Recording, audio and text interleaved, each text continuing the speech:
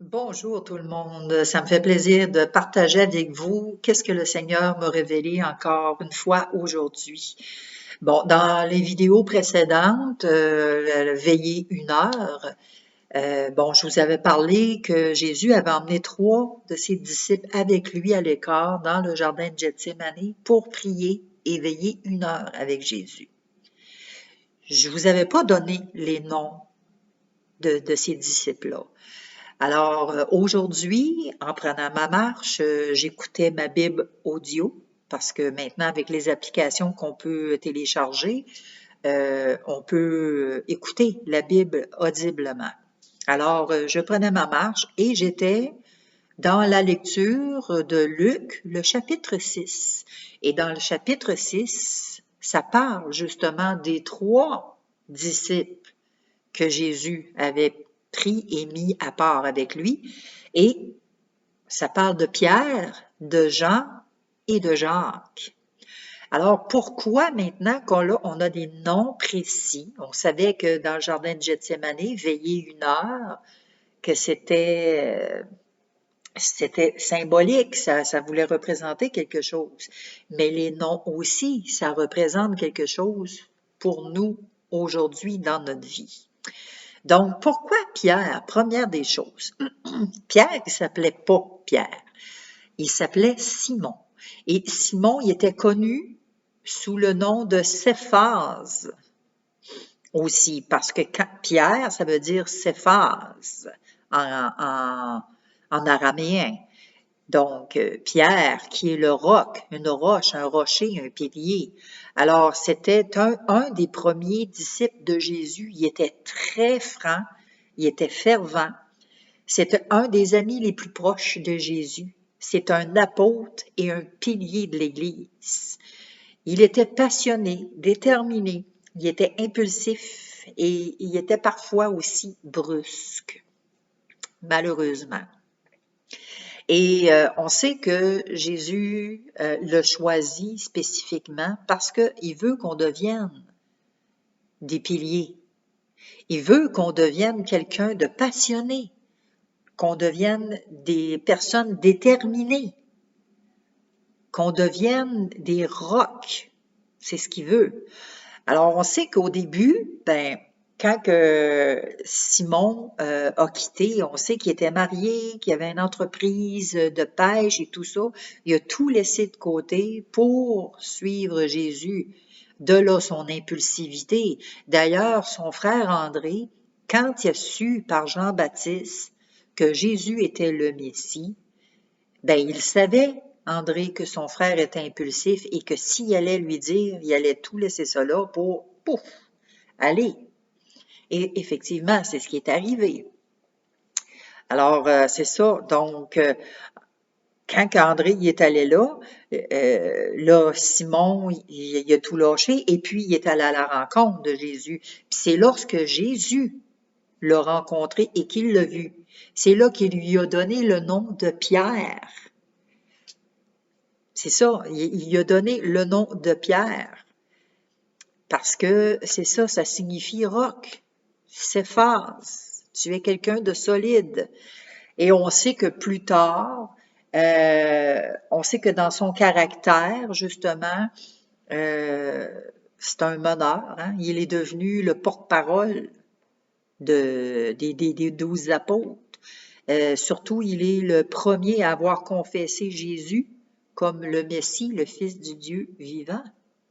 Et c'est pour ça que Jésus lui a dit, c'est Dieu qui t'a révélé ça. Et parce que Dieu t'a révélé ça, eh bien, tu es Pierre, et sur cette pierre, je vais bâtir mon Église. Donc, ce que le Seigneur veut qu'on soit, c'est qu'on soit la fondation. Hein? Pierre, c'est une fondation, un pilier. On sait que quand on met des piliers, qu'on met des pierres, qu'on pose la fondation, on devient inébranlable, on devient quelqu'un de solide. Alors, c'est ce que le Seigneur veut, c'est ce qu'il m'a montré. Il veut qu'on soit quelqu'un de solide, de vraiment passionné, déterminé et surtout vraiment axé sur la vérité. C'est ce qu'il veut qu'on soit. Pourquoi maintenant Jean? On sait que l'apôtre Jean, lui, il est l'auteur de 5 livres dans le Nouveau Testament. D'abord, l'Épître de Jean, ça le dit, c'est Jean lui-même qui l'a écrit, 1 Jean, 2 Jean, 3 Jean, et aussi l'Apocalypse. L'Apocalypse, on sait que c'est des révélations. Pourquoi Dieu, maintenant, a choisi Jean pour avoir des révélations? Pourquoi il n'a pas choisi Pierre, qu'il n'a pas choisi Jacques? Ben, encore là, c'est spécifique, c'est symbolique, tout simplement parce que Jean était proche, était un ami intime, proche de Jésus, intime au point que Jean était toujours collé sur la poitrine de Jésus. Quand il s'assoyait, tout ça, Jean allait et il se collait. Et il aimait entendre le battement de cœur de Jésus.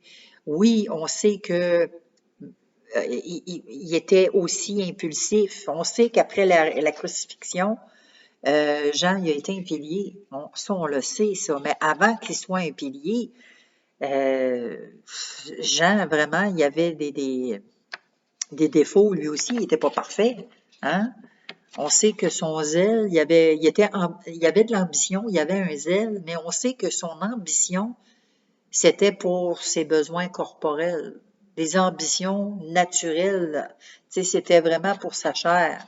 À tel point qu'on le voit quand que la mère de Jean et de Jacques viennent et demandent à Jésus, ben, peux-tu me dire là, lequel qui va être assis à ta droite et à ta gauche? Puis Jésus, il a dit, ben, écoute, c'est pas à moi de décider ça, c'est à mon Père. Fait que là, les autres disciples, ils s'en sont rendus compte et ça l'a comme fait un froid entre les autres disciples et eux. Mais c'était pas à Jésus de trancher sur cette question-là. Mais ce qu'on veut montrer au travers de ça, c'est que le zèle de Jean pour Jésus a été une influence d'ambition naturelle. Il y avait un zèle et il était tellement zélé que c'est ça, ça l'entachait vraiment sur ses désirs personnels. On sait que il a commencé à comprendre, c'est ça, à comprendre la valeur de l'humilité chez ceux qui désiraient être grands. À cause de ça, justement, tu sais, à cause de sa mère. Puis Jésus aussi a montré qu'est-ce que c'était d'être grand en lavant les pieds de ses disciples. Fait que Jésus, en montrant ça et en donnant cet exemple-là d'être un serviteur, hein, que celui qui veut être grand parmi vous soit le serviteur de tous. Fait que c'est là que Jean a commencé à comprendre la valeur de l'humilité. Fait que c'est ça.